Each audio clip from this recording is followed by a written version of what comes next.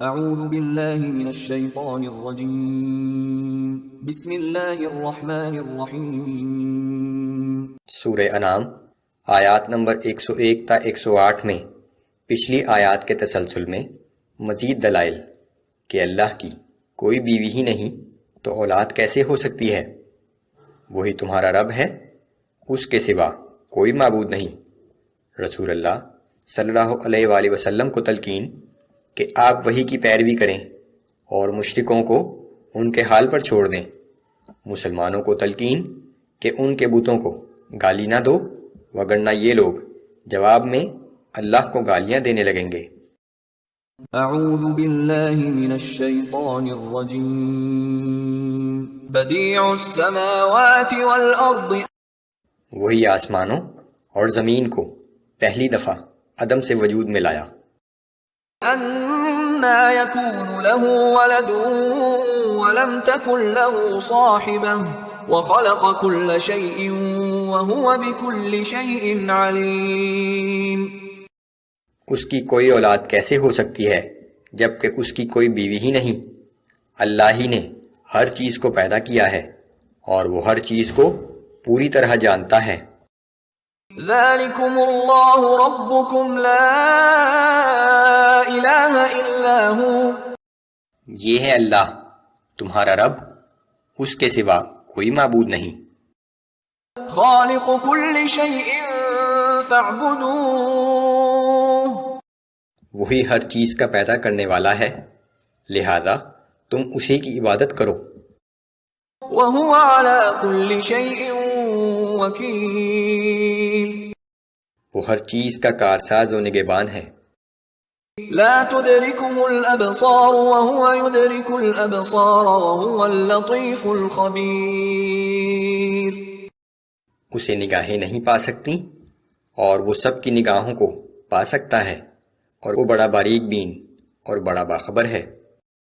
قد جاءکم بصائر من ربکم، بے شک تمہارے پاس تمہارے رب کی جانب سے بصیرت افروز دلائل آ چکے ہیں۔ فمن ابصر فلنفسه ومن عمی فعلیہا، پھر جس نے ان دلائل کو دیکھ کر سمجھ لیا تو اس کا اپنا ہی بھلا ہے، جو اندھا بنا رہے گا تو اس کا نقصان بھی وہ خود ہی اٹھائے گا۔ وما انا علیکم بحفیظ، اے پیغمبر صلی اللہ علیہ وآلہ وسلم، آپ فرما دیجئے کہ میں تم پر کوئی نگران نہیں ہوں کہ میں تمہیں ایمان لانے پر مجبور کروں۔ وَكَذَلِكَ نُصَرِّفُ الْآيَاتِ وَلِيَقُولُوا دَرَسْتَ وَلِنُبَيِّنَهُ لِقَوْمٍ يَعْلَمُونَ،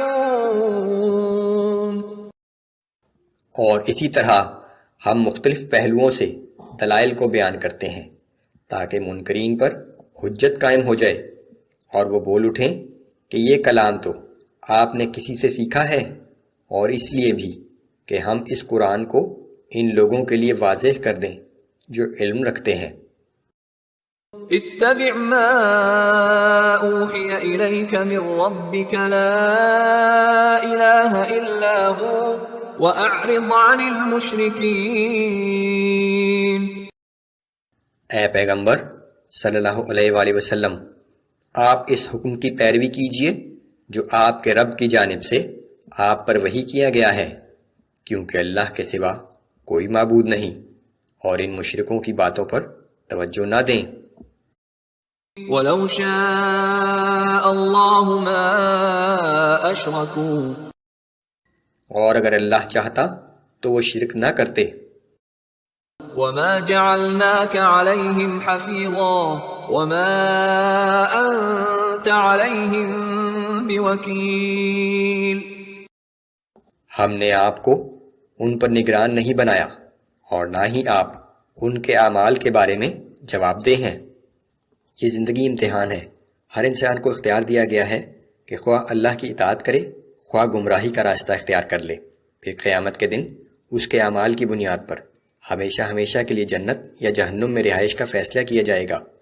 اس لیے کسی کو اللہ کی اطاعت کے لیے مجبور نہیں کیا جا سکتا، اسی طرح اللہ بھی ہدایت اسی کو عطا کرتا ہے جو اس کی خواہش کرے۔ ولا تسبوا الذين يدعون من دون الله فيسبوا الله عدوا بغير علم۔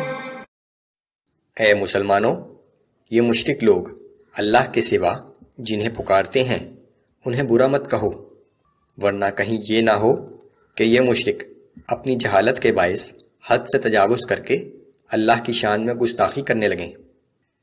اسی بنیاد پر نبی کریم صلی اللہ علیہ وسلم نے فرمایا کہ کسی کے ماں باپ کو گالی نہ دو کہ کہیں جواب میں وہ تمہارے ماں باپ کو گالی نہ دے۔ یہ خود اپنے ماں باپ کو گالی دینے کے مترادف ہے جو کبیرہ گناہ ہے۔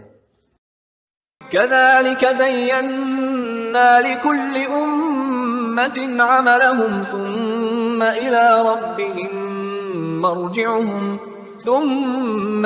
ربهم مرجعهم فينبئهم بما كانوا يعملون۔ ہم نے اسی طرح ہر گروہ کے اعمال ان کی نگاہ میں خوشنما بنا دیے ہیں، پھر ان سب کو اللہ ہی کی بارگاہ میں واپس جانا ہے، پھر وہ ان کے کیے ہوئے اعمال ان کے سامنے رکھ دے گا۔